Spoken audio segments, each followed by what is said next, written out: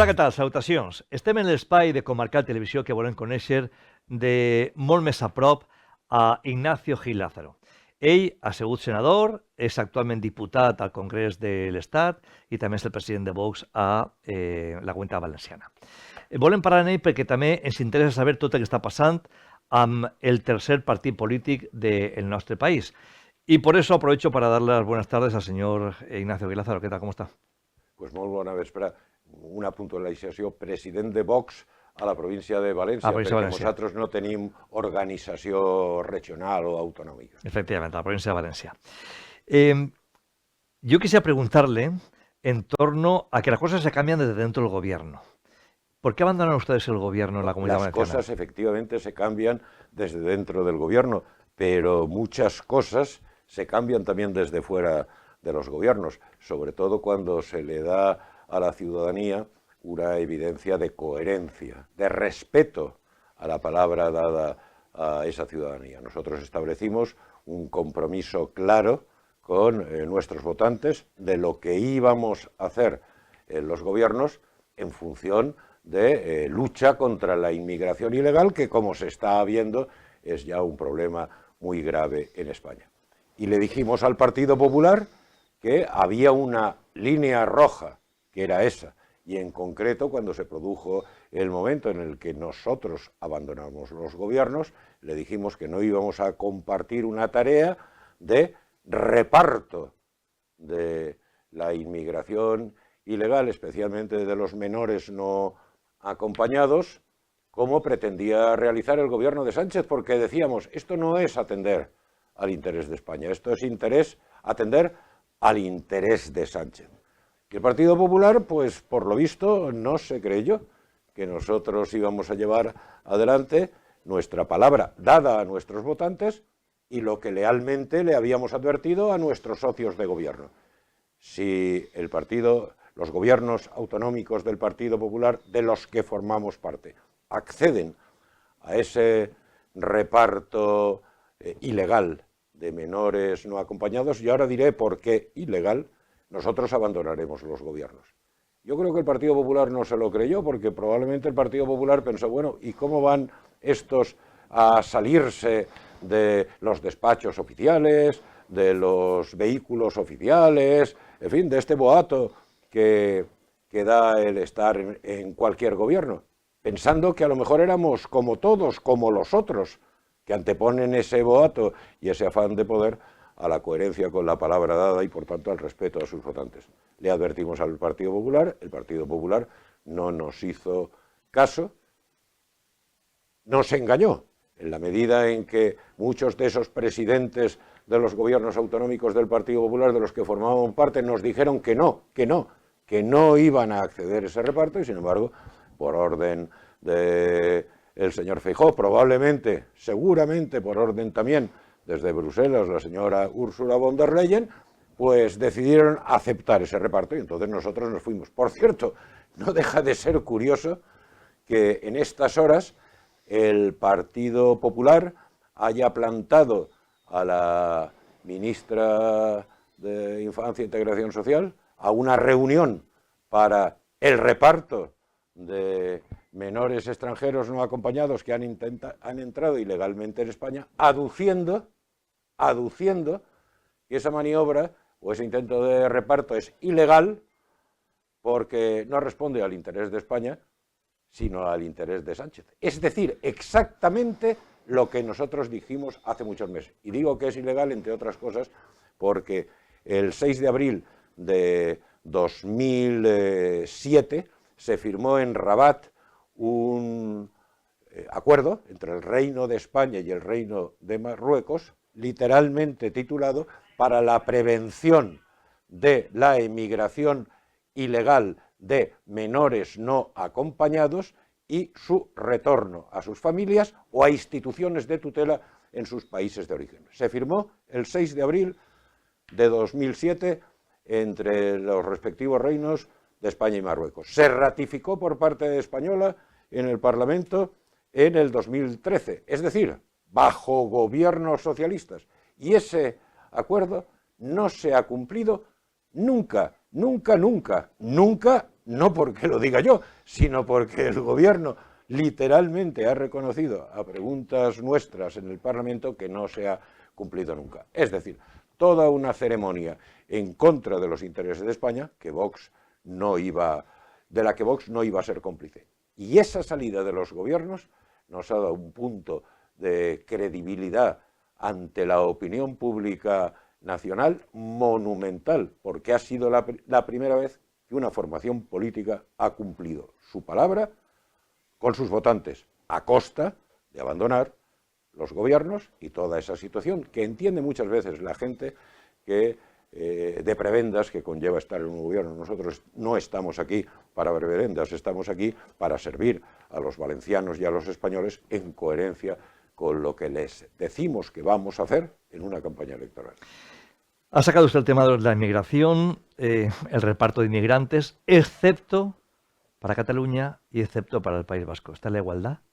Claro, excepto para Cataluña y para el País Vasco. ¿Usted recuerda cuando estos socios, hoy socios preferentes del gobierno, los de Esquerra Republicana, por cierto, los golpistas contra el orden constitucional, contra la unidad de la patria, contra el Estado de Derecho, los golpistas del 17, hoy socios preferentes del gobierno, pactaron cuando ETA mataba, que bueno, que siguiera matando en todo el territorio nacional, pero no en Cataluña. ¿Se acuerda usted de aquel pacto que formalizó el señor Carod Rovira, entonces miembro por Esquerra del gobierno de la Generalitat? Pues mire, esto 3/4 de lo mismo. Así que ahora resulta que reparto de menores no acompañados, emigrantes ilegales, para toda España. Ahora, para Cataluña no, para el País Vasco tampoco. Y de paso, eso sí, para Cataluña establecer una financiación especial, singular, que rompe el principio de igualdad de todos los españoles y que es un punto de avance clave para la liquidación del Estado. Esta es la mafia que nos gobierna y los procedimientos de la mafia que nos gobierna. Y por eso a esa mafia que nos gobierna y a todos sus socios, separatistas, golpistas, nacionalistas, bilduetarras, les molesta tanto Vox, porque frente a las timideces, los complejos y el qué dirán de otros, fundamentalmente, claro, del Partido Popular, Vox habla claro, dice las cosas que tiene que decir sin miedo a nada ni a nadie, y luego, como usted lo planteaba al principio de esta gratísima entrevista, cuando hay que ser coherentes, se es coherente, y si por coherencia hay que abandonar un gobierno, se abandona un gobierno. Ustedes son el centro de todos los disparos del gobierno nacional. Efectivamente, porque como le acabo de decir, somos los únicos molestos, somos los únicos que y además claro. les acusan de ser los que originan esta trifulca, esta polarización entre los españoles, porque viene la ultraderecha. Bueno, eso yo creo que ya es una historia que no se cree nadie. Es decir, este gobierno traidor, corrupto, mentiroso, este gobierno que pretende cargarse y se está cargando la democracia, el Estado de Derecho, la igualdad de los españoles ante la ley, la libertad, este gobierno que pretende que emisoras como esta y programas como el suyo, es decir, prensa libre no exista, que pretende tener una prensa controlada, subvencionada, domesticada. Pues claro, a este gobierno le molesta profundamente que exista una alternativa democrática, patriótica, social y fuertemente popular cada día más, que crece y crece y crece a base de decir lo que los españoles, y especialmente los españoles más humildes, dicen y viven en sus barrios, en sus pueblos, en su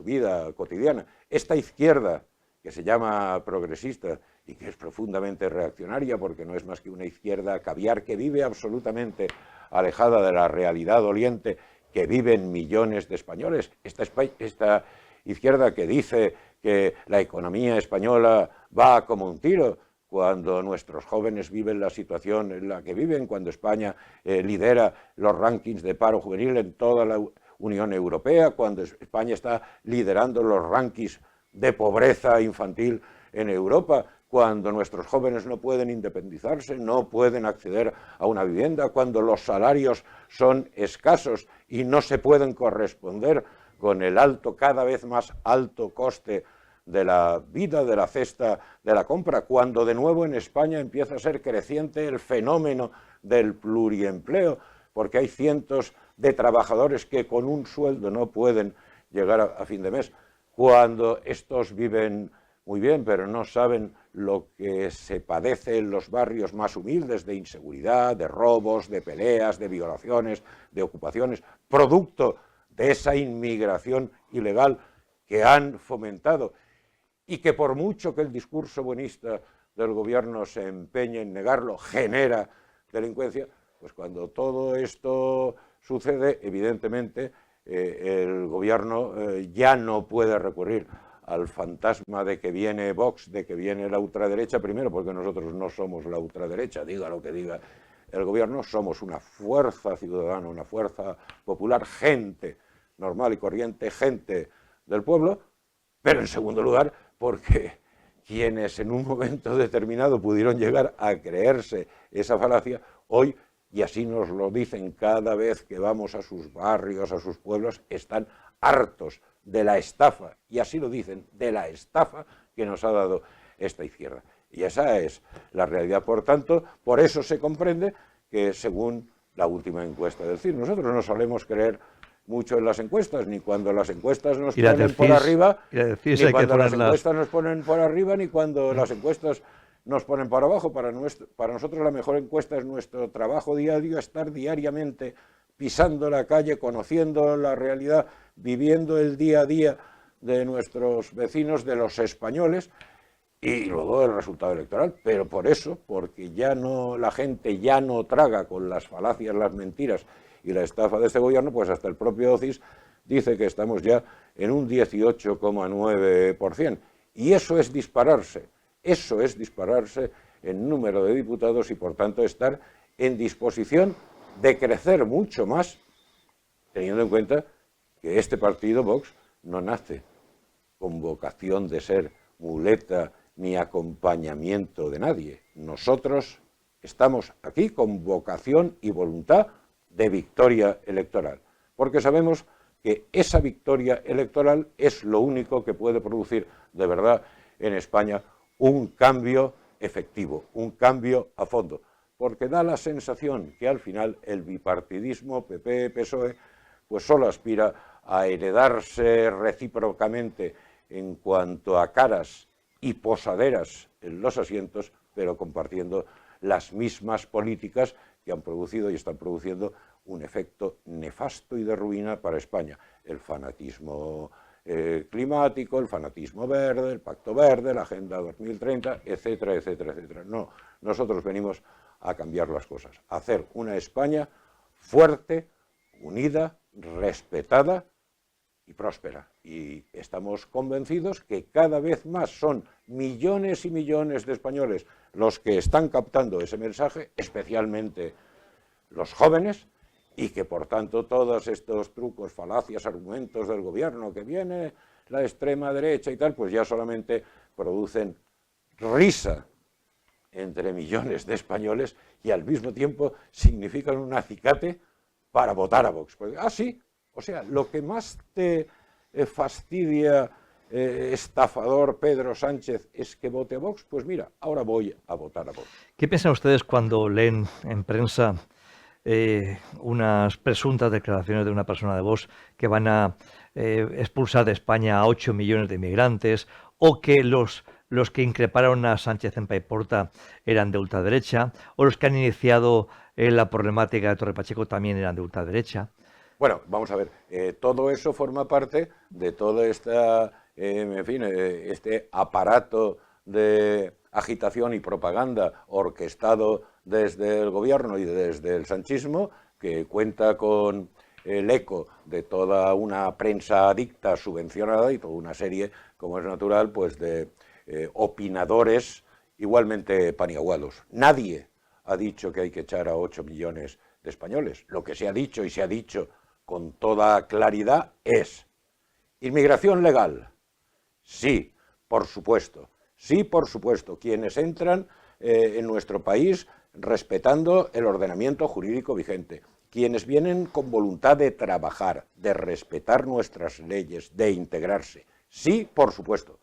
Ahora, del mismo modo, no, por supuesto, a quienes entran y están en España de manera ilegal, a quienes vienen con voluntad de delinquir, a quienes no respetan a nuestras mujeres, a quienes apalizan a los homosexuales por ser homosexuales, a quienes quieren imponer sus leyes.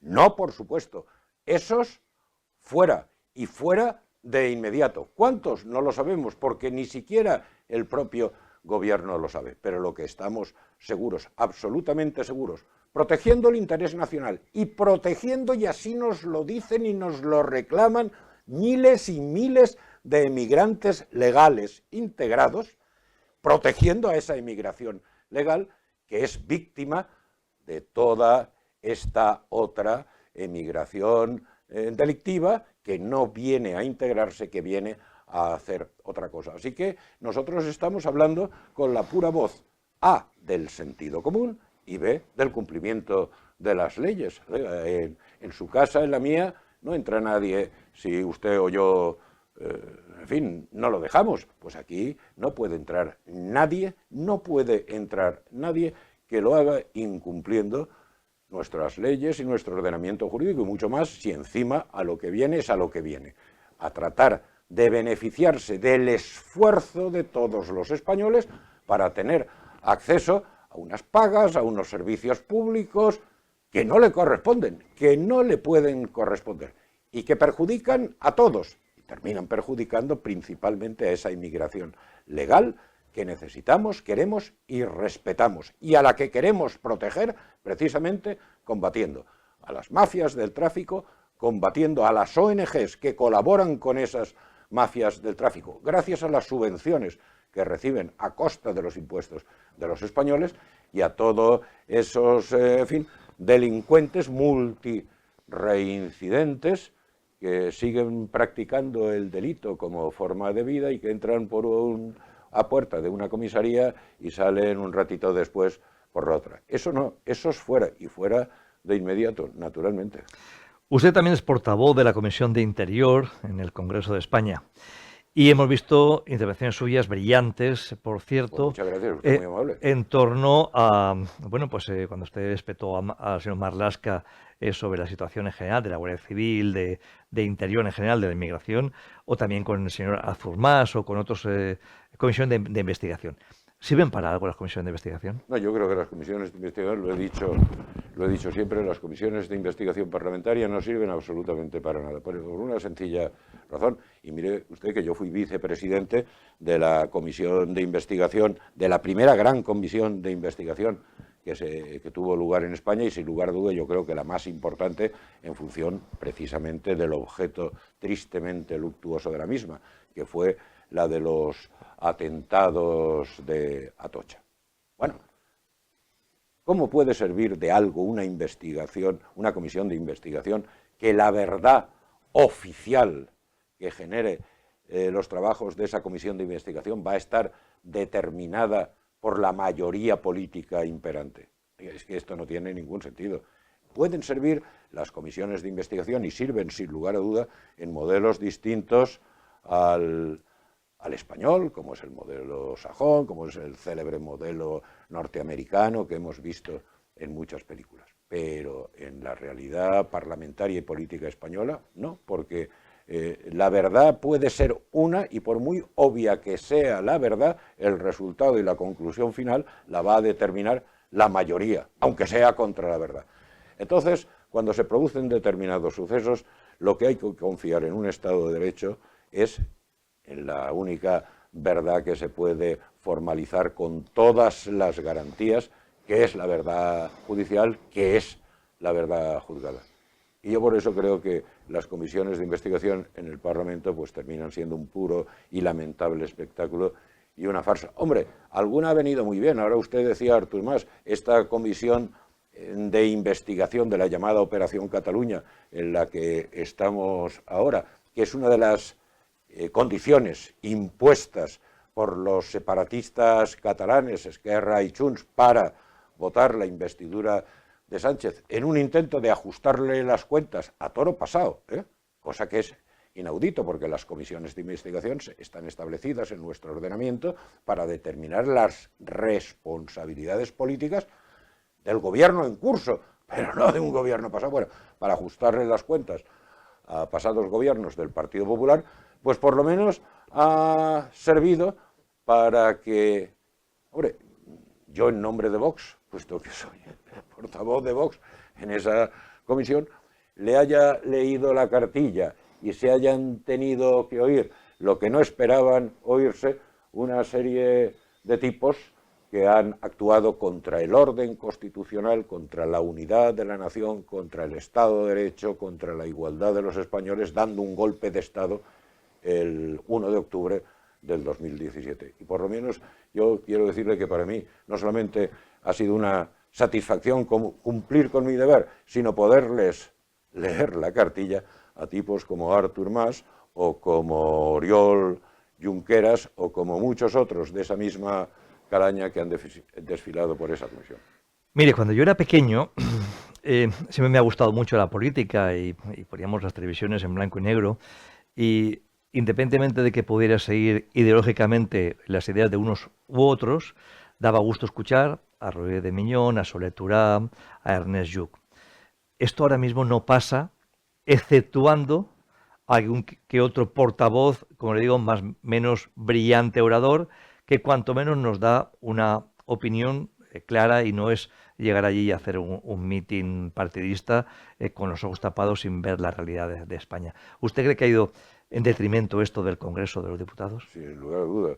Yo he vivido esa etapa a la que usted cita, con esos personajes que usted cita, y evidentemente el tono del Congreso era diferente, el nivel de oratoria era diferente. Yo probablemente porque me formé en mis años jóvenes en esas compañías, pues hoy, por ejemplo, yo creo que soy de los pocos, muy pocos, pero muy pocos de poderse contar con los dedos de una mano, y sobran, que sale a la tribuna sin papeles, no a leer unos papeles, porque eso no es parlamentarismo, salir un señor, ponerse a leer un papel, pues el tono del Congreso ha bajado infinitamente, y ha bajado infinitamente, entre otras cosas, porque se ha sustituido la razón de la dialéctica, de la oratoria, el tratar de exponer unas ideas, por convertir el Congreso puramente en una especie de plató de televisión. En lo que sirve es para meter cuatro titulares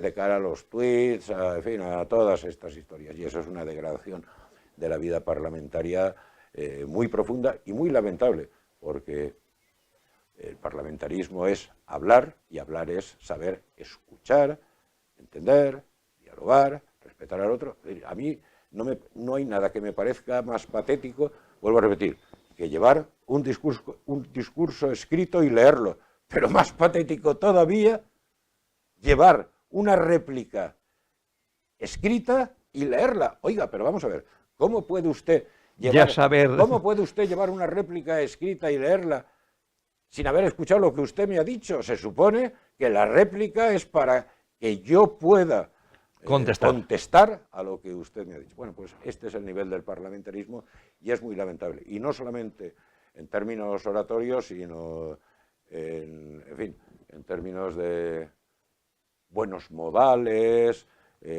buena vestimenta me refiero a vestimenta normal y corriente, es decir, oiga, allí estamos para lo que estamos, representando lo que estamos a los españoles, un mínimo respeto precisamente formal a lo que representamos. Que haya, en fin, individuos e individuas que se consideren muy progresistas y que vayan en zapatillas y en camiseta, mientras que los ujieres que les atienden tienen que ir, es decir, trabajadores, tienen que ir correctamente puestos, con chaqueta, corbata y tal, pues me parece que forma parte de esta enorme hipocresía y cinismo de una izquierda como la que tenemos, una izquierda española que ha perdido todos los nortes y todas las banderas. Damos el paso a Europa. Europa políticamente tiene una tendencia diferente, hemos visto los porqués. ¿Ustedes también piensan que en España o en el sur de Europa, Italia ya ha tenido también una tendencia clara, va a ir conformándose esa tendencia europea también en España? Sí o no, hay una tendencia europea que podemos llamar soberanista, profundamente democrática y europeísta, digo profundamente democrática y europeísta, simplemente que entiende que el proyecto de Europa tiene que ser un proyecto que vuelva a los orígenes de la idea fundacional de Europa y que tiene que ser un proyecto basado en el respeto, como es natural, a las soberanías y a las identidades nacionales. No haber hecho de Europa una especie de macroburocracia dirigida por unas élites que nadie ha escogido y sistemáticamente tratando de anular esas identidades y soberanías nacionales. Pues no. Es decir, el problema de Europa es que frente a esa nueva tendencia, que electoralmente es evidente, como usted bien dice, en los países del sur y también en los países del este, en fin, sometidos al imperio de la antigua Unión Soviética, choca con una realidad que alguna formación política no quiere asumir. Y me estoy refiriendo al Partido Popular. Es decir, en Europa hay un sistemático acuerdo desde hace años, manifestado ahora recientemente con motivo de la elección de la nueva Comisión Europea, entre el Partido Popular y el Partido Socialista, compartiendo, como decía al principio de esta entrevista, compartiendo una serie de modelos y políticas que están siendo nefastas para los intereses de los ciudadanos de Europa. El Pacto Verde, la Agenda 2030, ese fanatismo ecologista climático que no tiene nada que ver con algo que es esencial, que es el respeto y el cuidado del medio ambiente, pero sin excesos que lleven a la ruina a nuestros productores, a nuestros agricultores, a nuestros ganaderos. Bueno, todo ese conjunto hace que haya una especie de resistencia numantina de esa vieja Europa, de esas viejas burocracias, de esas viejas élites, hoy representadas desde hace ya años, pero hoy todavía representadas por el acuerdo bruselino del Partido Popular y del Partido Socialista. Y quizá el Partido Popular debería darse cuenta, tanto en Europa, Bruselas, como en España, pero especialmente, ya que estamos hablando en Bruselas, que hay una mayoría alternativa en el Parlamento Europeo y que, por tanto, hay una mayoría alternativa también en Europa. Y que esa mayoría alternativa en el Parlamento Europeo solamente necesitaría que el Partido Popular Europeo se aditara a ella. Para empezar a cambiar muchas cosas en Europa. El Partido Popular Europeo y el Partido Popular Español siguen prefiriendo su matrimonio con el socialismo europeo y, por ende, por tanto, con el socialismo español, que está en franca decadencia. Está en un proceso no solamente ya de decadencia electoral, que sí, como usted muy bien apuntaba, está en un proceso de decadencia electoral porque está en un proceso de credibilidad y está en un proceso de falta de credibilidad y está en un proceso de falta de banderas, de falta de ideas. Todas las grandes ideas de la socialdemocracia se han venido abajo fundamentalmente por culpa de la propia socialdemocracia y por haberse vendido esa socialdemocracia, como le decía, a esos extraños intereses bruselinos cuyo rostro nadie conoce, cuyo rostro último nadie conoce, pero que sí que sabemos que condicionan negativamente la vida de todos los ciudadanos y que utilizan como marionetas para hacer eso al Partido Popular Europeo y a la socialdemocracia europea.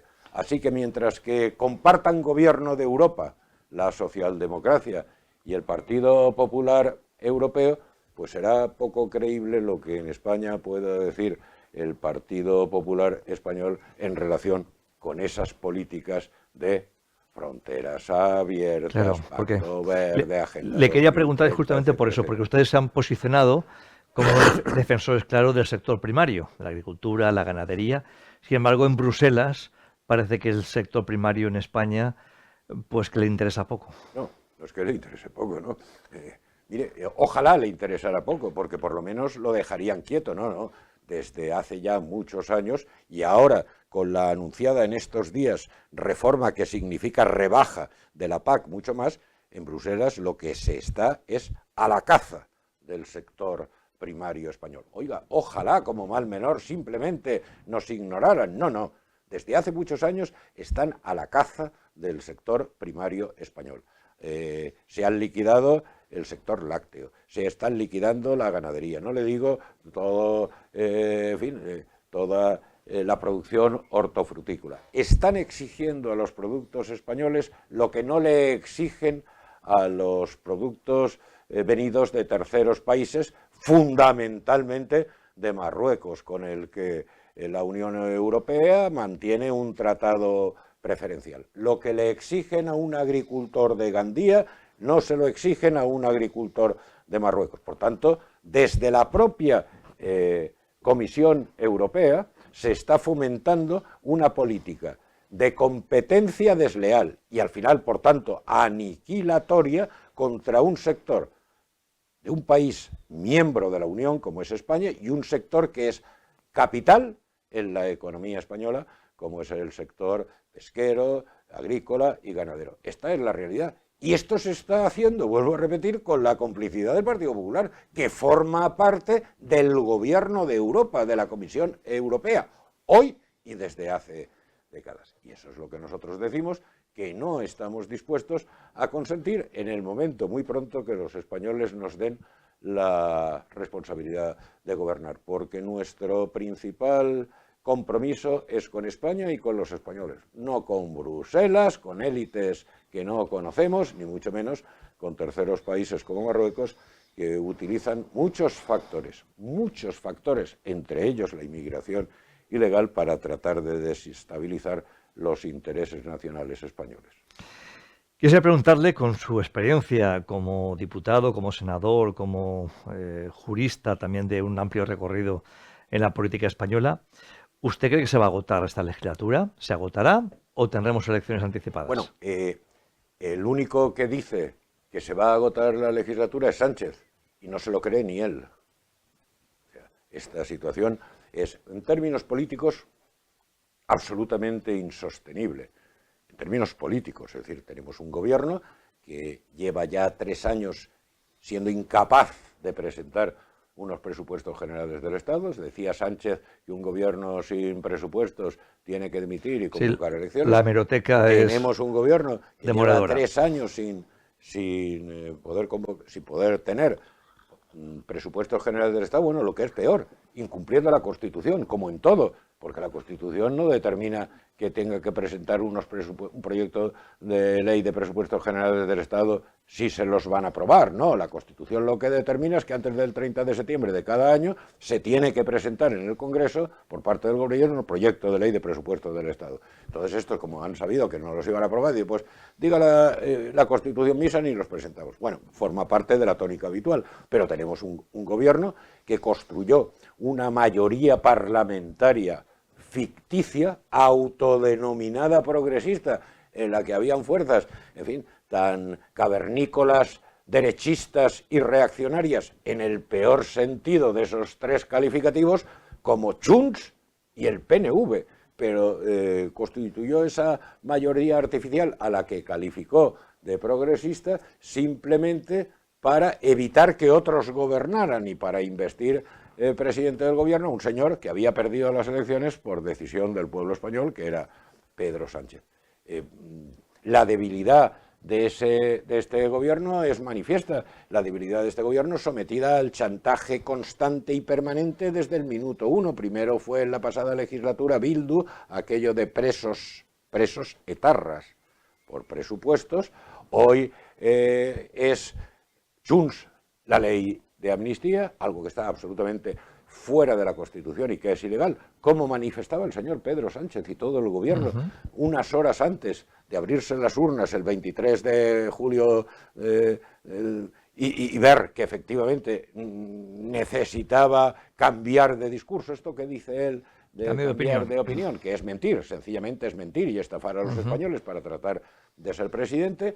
Un gobierno que ahora, para seguir pagando facturas políticas para mantenerse, Ahora Esquerra le hace esto del cupo catalán, que es dinamitar una base esencial del Estado de la Unidad Nacional y el principio de igualdad, y suma y sigue. Es decir, esto políticamente no se sostiene. Y luego falta ver, aparte de políticamente, en fin, como en el viejo carrusel deportivo, recordará usted aquello de la sorpresa de la jornada, gol en las gaunas, ¿no? Pues es que en cualquier momento, dada la situación corrupta de este gobierno, manifiestamente corrupta de este gobierno, que afecta al entorno familiar del presidente del gobierno, una situación que sería inaudita en cualquier país de nuestro entorno, a su mujer y a su hermano, que afecta al Partido Socialista y que afecta al propio gobierno, pues en cualquier momento puede surgir aquello de gol en las gaunas, la sorpresa de la jornada, es decir, el informe X que aún no conocemos de la UCO, la decisión X de algún de los órganos jurisdiccionales que están instruyendo estas causas, que ya señalen directa y abiertamente a este o aquel. Por cierto, ya hemos visto que alguno aplica aquello de más vale prevenir que curar, y ya hemos visto que el hermano del señor presidente del gobierno ya se está fabricando una artimaña para fugarse, irse a Japón, donde está su mujer y su hijo, y en donde, curiosamente, no hay un tratado de extradición con España. Pues esta es la España que tenemos. Y con este tinglado y en manos de esta mafia corrupta y de toda la colección de extrema izquierda, golpistas, separatistas y bilduetarras que, en fin, que están chupando de la debilidad de Sánchez en detrimento del interés nacional, de la democracia española, de la igualdad de los españoles, del Estado de Derecho y de la libertad, pues esto no se sostiene. Así que cuando Sánchez dice esto de vamos a agotar la legislatura y hasta el 2027, yo siempre pienso, no te lo crees ni tú. Le quiero preguntar ahora en torno a su partido en esta comarca.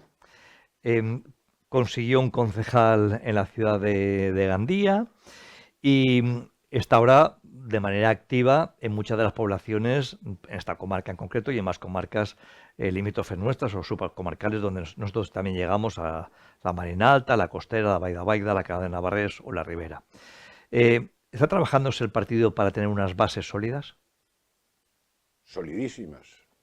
Es decir, por citar, en fin, por no citar a todo el mundo, pero por citar a lo más inmediato, estando donde estando, el trabajo que está haciendo Manuel Millet en Gandía es extraordinario, como el que está haciendo Navalón en Onteniente, o por citar las cabeceras, Francisco Pázquez en Játiva. Estamos haciendo un trabajo extraordinario. Tenga usted en cuenta que en este momento estamos implantados ya en 203 de los 266 municipios que tiene nuestra provincia. Pero esos 203 municipios en los que ya estamos implantados de la provincia representan el 94,8% del total de población de la provincia. Nosotros ahora estamos llevando una campaña, bueno, ahora no me refiero ahora, desde el principio de este año, una campaña constante de actos fundacionales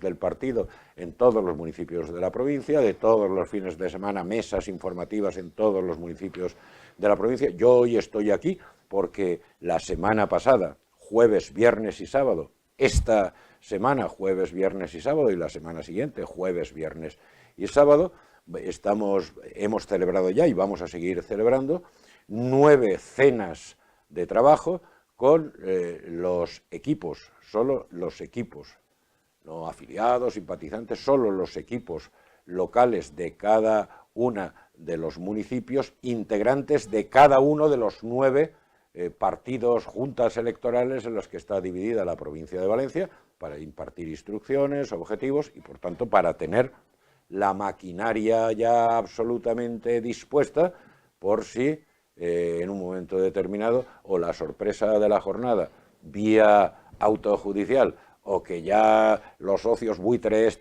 de este Sánchez le digan, pues mira, hasta aquí llevo la fiesta porque es que mi parroquia ya me está ahogando para no seguir apoyándote, y tenga que convocar a elecciones. Nosotros estamos muy fuertes estructuralmente en toda la provincia, muy organizados ya para inmediatamente suene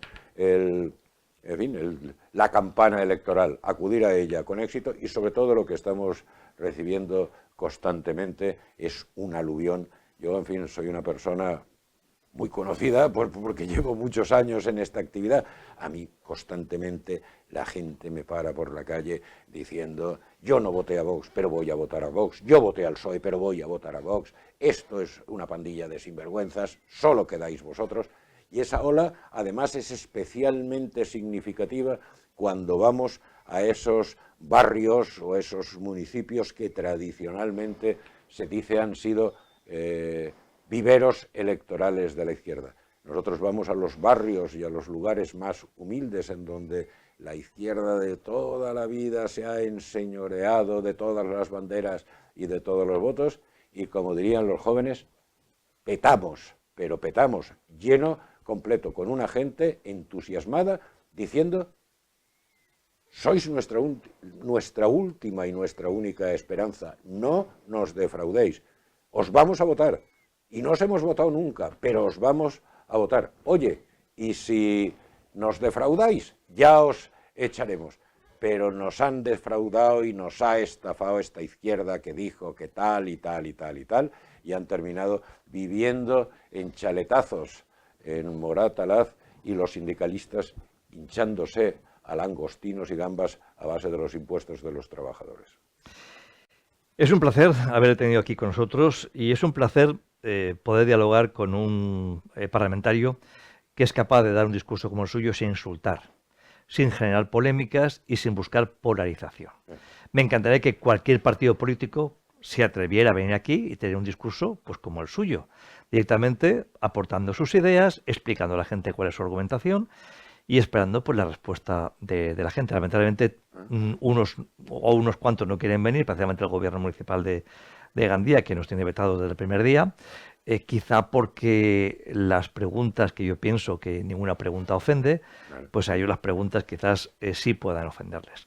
Le agradezco, como le digo, que esté con nosotros. Perdóneme, yo agradezco lo que usted dice, porque quien insulta es porque no tiene ni razones ni argumentos. Y si no se tienen razones, argumentos, lo que no se tiene es principios e ideales para defenderlos. Hay que hablar claro, pero hablar claro y describir las cosas claramente no tiene por qué ser sinónimo de descalificación grosera o insulto personal. No, no, no. Cuando se dice este es un gobierno corrupto es porque lo es. No es un insulto, es una descripción. Gracias de nuevo, señor Ignacio Gil Lázaro, y cuando quiera ya sabe que para parlamentar, para hablar con total naturalidad, aquí también estoy. Pues es un placer charlar con usted, y además, ahora que usted ha dicho que está usted y este programa vetado por el gobierno municipal de Gandía, yo, dentro de que, en fin, mi vida tiene una pata en Madrid y otra pata aquí, tengo aquí que estar en muchas de nuestras comarcas y municipios, pero si usted me lo permite, pues vamos a organizarnos para venir con cierta frecuencia a verle, porque ha sido un placer. Repito, todo el mundo tiene estas puertas abiertas para venir cuando quiera, pero bien es cierto que yo pienso que eso está en el haber de uno. O sea, no todos han sufrido, como lo he hecho yo, una querella criminal por parte de Compromís, en este caso de la persona, la portavoz de Compromís en Gandía, que ni tan siquiera admitió a trámite el juez de instrucción de Gandía porque conté la verdad. Y no contentos con eso, acudieron incluso a la audiencia provincial, que tampoco admitieron a trámite esa querella. Pero cuando encontramos políticos que al final hacen de la política su vida, o sea, que viven para seguir anclados a la poltrona, pues encontramos personas que tienen pocos valores y principios. Permítame, si usted es tan amable, que recuerde simplemente, a propósito de lo que acabo de decir, un apunte de mi biografía. Yo fundé en esta provincia Alianza Popular y fui presidente de Alianza Popular. Fundé el Partido Popular y fui presidente del Partido Popular. Y cuando pasaron muchos años, en el año 2013, 2014, gobernando el Partido Popular y siendo yo diputado del Partido Popular, cuando por determinadas razones que no vienen ahora al caso porque serían muy larga de explicar. Vi que aquello no se parecía ya en nada a lo que yo había fundado y contribuido a fundar, pues por pura coherencia, igual que nos salimos de los gobiernos, decidí irme a mi casa. Pero a mi casa sin puertas giratorias, sin enchufes, sin historias. A mi casa a trabajar como un ciudadano más de mi trabajo, de lo que podía o no podía sacar de mi trabajo. Y solo 5 años después, cuando Santiago Abascal, un viejo amigo de muchos años, especialmente de cuando estos socios del gobierno, estos hombres de paz, como decía Zapatero, etcétera, etcétera, estos bilduetarras de Bildu, hijos de los pistoleros de ETA, pues cuando sus papás pegaban tiros en la nuca, Santiago estaba en el Parlamento Vasco dando la cara y yo era portavoz en el Congreso del Ministerio de Interior. Y subía mucho por allá porque lo que había es que estar con la gente y animal. Hicimos una vieja amistad. Y cuando yo ya estaba fuera, dedicándome exclusivamente a mi trabajo, sin gabelas, sin enchufes y sin puertas giratorias, pues me dijo, oye, en el 2019, necesito tu ayuda. Y vista la situación de España, y visto que Santiago Abascal es el dirigente político más honesto, leal a España, generoso y sencillo y coherente que yo he conocido, le dije, pues Santiago, en fin, como en aquella vieja película de nuestra juventud, ¿se acuerda usted aquella mítica de Johnny cogió su fusil? Pues habrá que coger, no el fusil, pero otra vez sí, la mochila para volver a primera línea, a tratar de contribuir en la defensa de España, que es en la defensa, insisto, de la democracia, de la convivencia en paz entre españoles, como hemos tenido desde el año 78, a pesar de la lacra del terrorismo, esta convivencia que ahora Sánchez y su tropa quiere liquidar, estableciendo, como él mismo dijo en el Congreso, él mismo dijo, un muro entre los que me han votado y los que no, defender el Estado de Derecho, defender la igualdad, defender el futuro de nuestros hijos.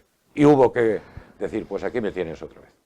Señor Gil Lázaro, de nuevo, muchas gracias por estar en Comarcal Televisión y esperemos verle también en otra ocasión para seguir hablando de cuestiones importantes para la sociedad. Gracias. Sin duda y a su disposición, un placer. Gracias.